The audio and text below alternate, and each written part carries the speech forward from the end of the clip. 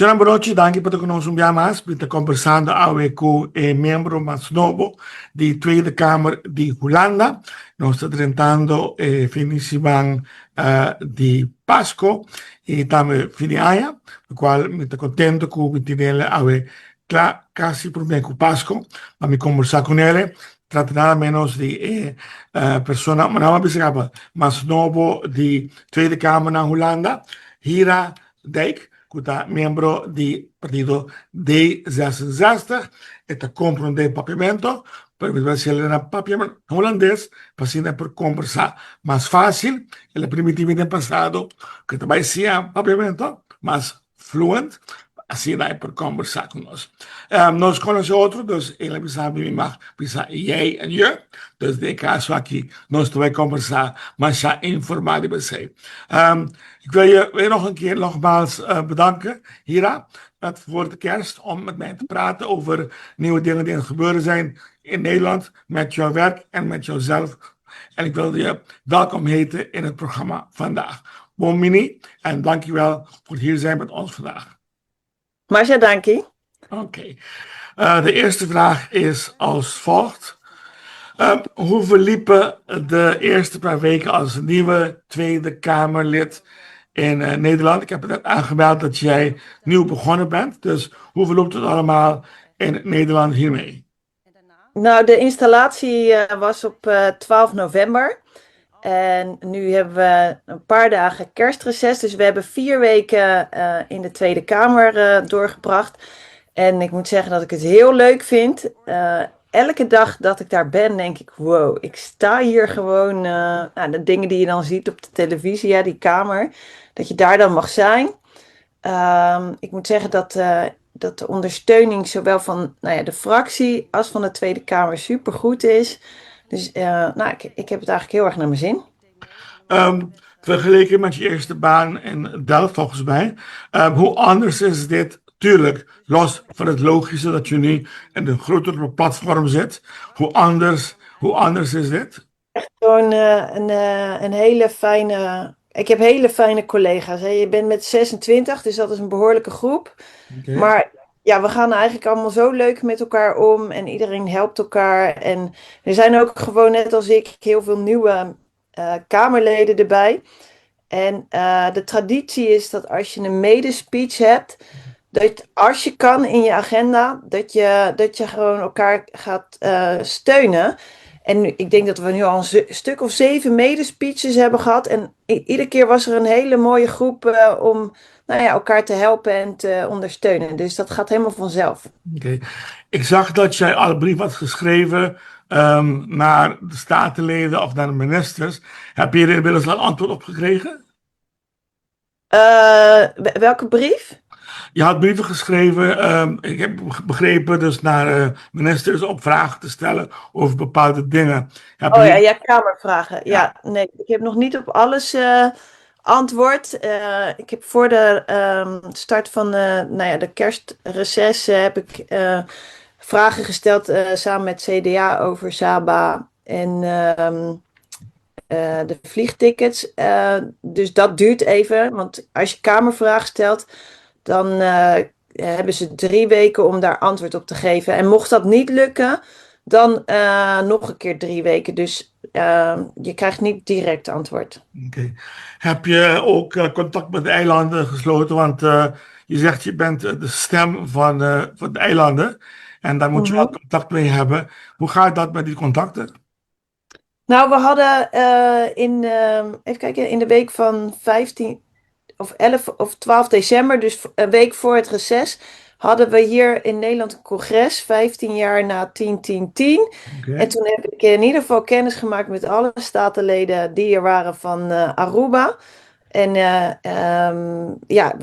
we hebben ook gewoon contact via de app en ook via de mail. En zo proberen we in ieder geval elkaar te leren kennen en ook te horen wat ik kan doen voor Aruba. Oké. Dus je hebt al contact met de eilanden. Ik neem aan dat je ook deze kant opkomt om persoonlijk met de eilanden te zien en officieel met de mensen te praten. Heb je dat al bepaald wanneer dat allemaal gaat gebeuren? Nou, de eerste bezoek staat al gepland en dat is naar Aruba. En Oké, dat is voor het IPCO. Dat is elk half jaar wordt er een overleg gepland. En of het is in Nederland of op een van de eilanden. En nu mag ik dus in het voorjaar, dus volgens mij is het uit mijn hoofd 17 februari naar Aruba. oké, goed zo. Oké. Je zei gedurende jouw speech, je had het over 3 levenslessen. Zorg dat je onafhankelijk bent, volg je Mhm. hart en luister zonder oordeel. Maar je zei ergens in een ander interview dat het nog moeilijk vindt om te luisteren zonder oordeel. En mijn vraag is, waarom is dat nog zo moeilijk? Nou, omdat bij sommige dingen die je hoort, nou kan je heel snel een mening vormen. En dan ben je al eigenlijk aan het oordelen. Oké, Ik vond, want ik heb mijn speech, nou, de levenslessen gedeeld die ik van mijn moeder heb geleerd. En ik was altijd vol bewondering naar mama aan het luisteren als ik dan zei over iets. Dat kunnen gewoon kleine dingen zijn die op je werk gebeuren of waar je het niet mee eens bent. En dan dacht ik altijd dat zij dan zou zeggen: Ja, Hira, ik snap jou. Het ligt ook altijd aan die ander, weet je. Maar mijn moeder zei altijd heel vaak: van, Nee, maar je moet het ook anders zien. En dan ging ze het helemaal zo uitleggen hoe zij het zag. En zo luisterde zij zonder oordeel. En ja, heel eerlijk, ik vind dat soms moeilijk, want dan denk ik, ja, ik zie dingen toch anders. Maar ik vond haar daar altijd heel erg zacht in. En ja, dat ga ik nog leren, maar het gaat wel steeds beter. oké. Je hebt het over eilanden, dat de eilanden, dat ze wat wij niet goed naar de eilanden luisteren. Of wat Nederland niet goed naar de eilanden luistert. Hoe wil je dat gaan veranderen? Nou, ik denk dat het ook een heel stuk aan de taal kan liggen. Hè? Dus als je het hebt over gelijkwaardigheid, dan moet je dat ook echt kunnen voelen. Dat je gelijkwaardig bent. En dat als er. Dus wat ik heb gezien in die 4 weken dat ik er zit. Ja, soms voelt het nog ja, wij hier in Nederland en zij daar op de eilanden. En ik vind het al heel erg lastig om over eilanden te praten. Want ja, het zijn wel 6 verschillende eilanden en met 6 verschillende culturen. Dat vind ik al een uitdaging. Want ja, Aruba is heel anders dan een Curaçao, weet je. Maar waarom heb ik het dan over de eilanden? Dus het zit hem ook, denk ik, heel erg in de taal. Oké. Vorige week was er een motie om een fonds op te stichten voor de Kassa-eilanden. En die is Hm. jammer genoeg niet doorgegaan. Wat denk je dat er aan de hand is? En denk je dat het einde van is? Of dat het toch nog gaat lukken later? Kijk, het was bij het debat over de koninkrijksrelaties. En er stonden al in de stukken, dit is gewoon een beleidsarme begroting. Hè, dus er worden niet nieuwe dingen opgestart. Dat betekent het gewoon. Want dat kan ook eigenlijk niet, want we wachten natuurlijk op een nieuwe regering. Dus zoiets komt denk ik te vroeg. Hè? En dan kan je dat nu nog niet bij dit debat vragen. De vraag is het volgende. Je bent nieuw, je bent er pas. Maar Mhm. mocht er door misschien je bekendheid en je style wordt voorgedragen als staatssecretaris voor Koninkrijk Relaties, zou je dit doen? Ben je er klaar voor of niet? Nou, dat zou ik zou echt van mijn stoel vallen als dat gebeurt. Gewoon sowieso omdat het een enorme eer is en omdat ik dat niet heel erg waarschijnlijk acht. Maar wat ik nu alles, hè, dus ga weer volg je hart. Als dat zou gevraagd worden, dan zou ik geen nee zeggen. Maar ik denk niet dat dat gaat gebeuren hoor. Dus, maar ja, Is ik dat heb er iets nu. dat jij kan vragen, mocht je zeggen, kijk, ik ben jullie stem, mocht het een andere manier gaan, als je dus niet officieel gevraagd wordt, maar dat je ervoor kan lobbyen bijvoorbeeld, of zeg je dat het niet de manier is om het te doen? Nee, ik denk dat anderen dan misschien moeten lobbyen. Weet je, ik zou dat nooit uit mezelf doen. Want kijk, ik kom natuurlijk na 3 jaar in de raad. Mag ik nu al in de Tweede Kamer zitten?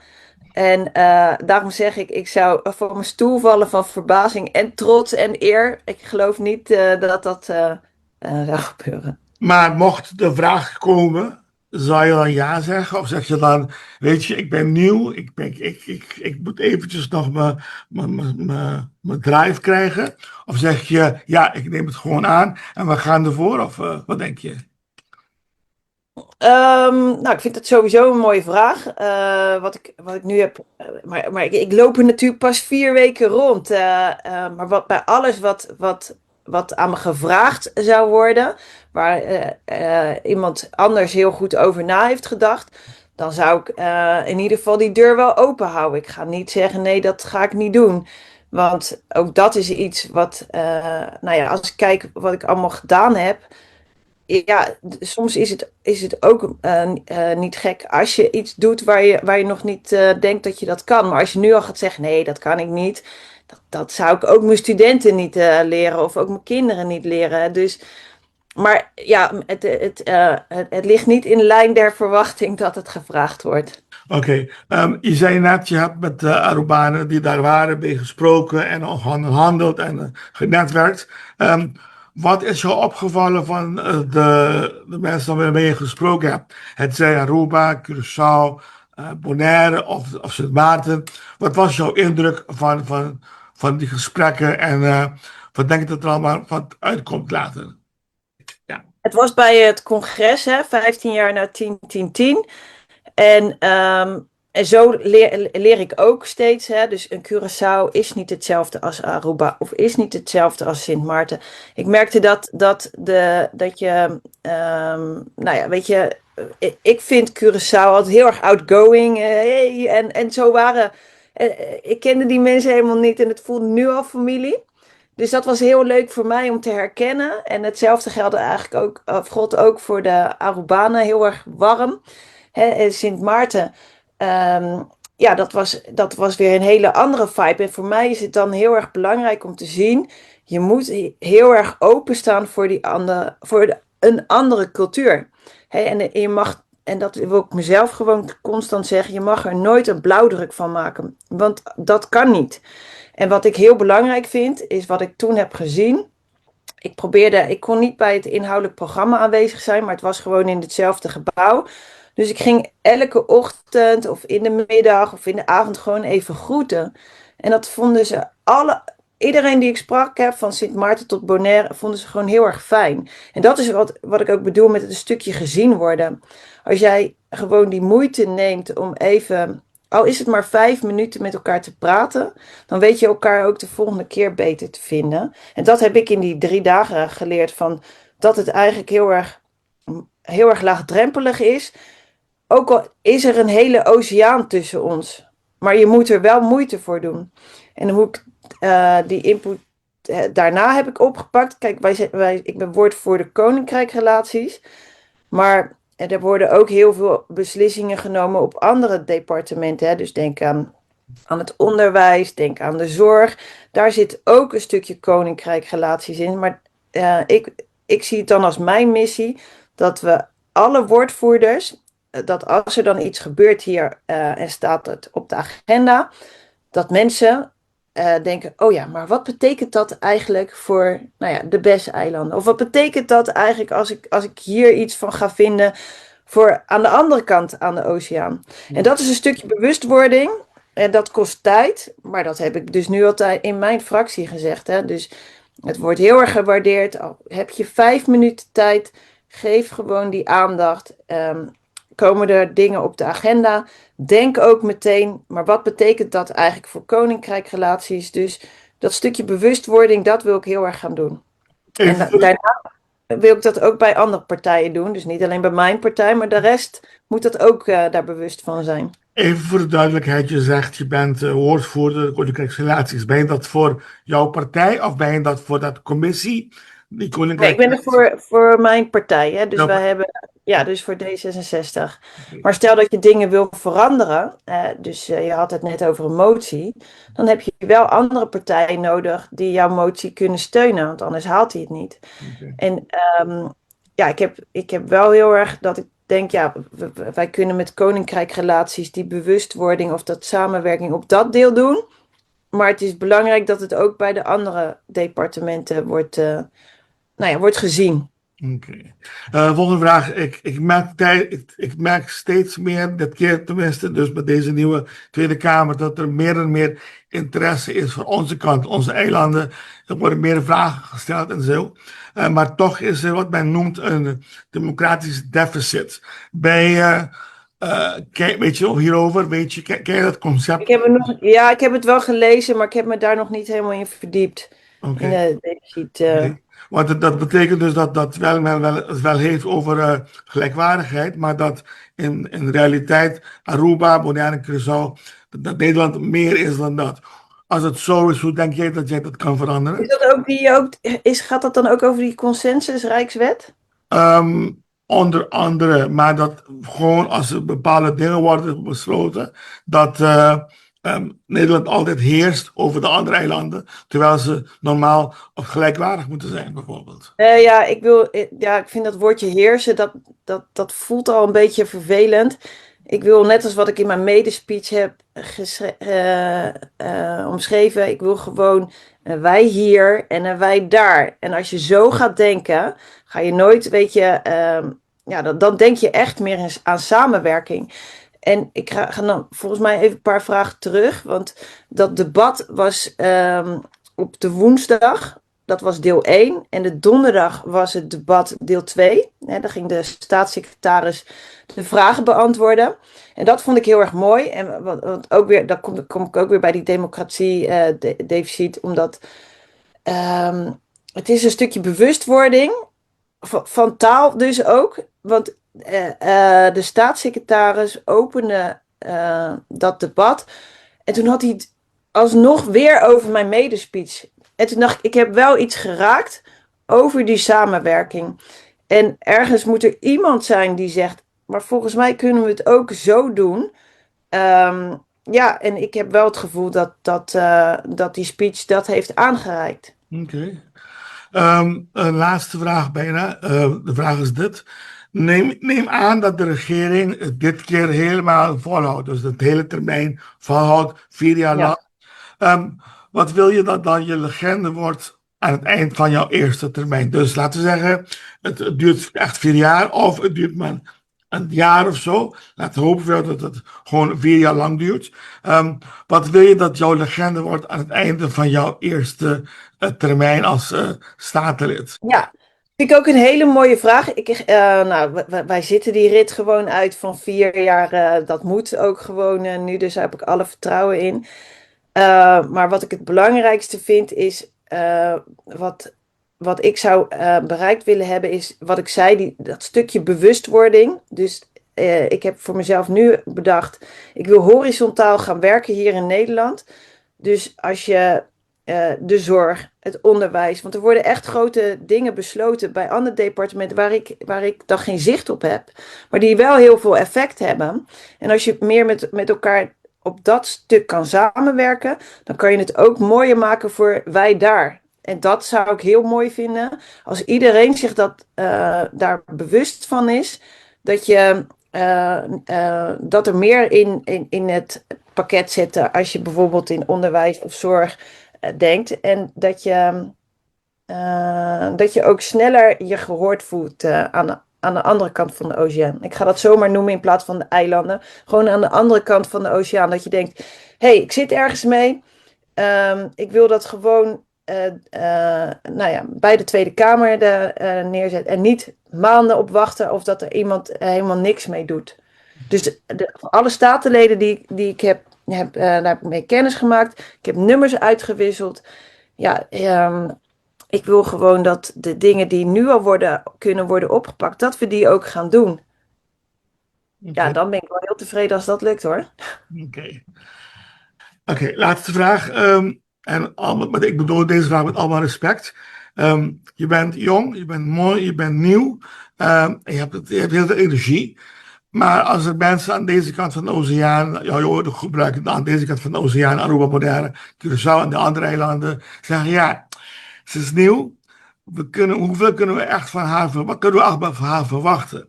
als mensen dan een beetje dubieus zijn over jouw gedachten of jouw willpower. Als mensen nu hier naartoe aan het kijken zijn, aan het luisteren zijn, hoe wil je ze of kun je ze overhalen of overtuigen dat je echt het goed bedoelt en dat je echt gaat werken voor deze mensen?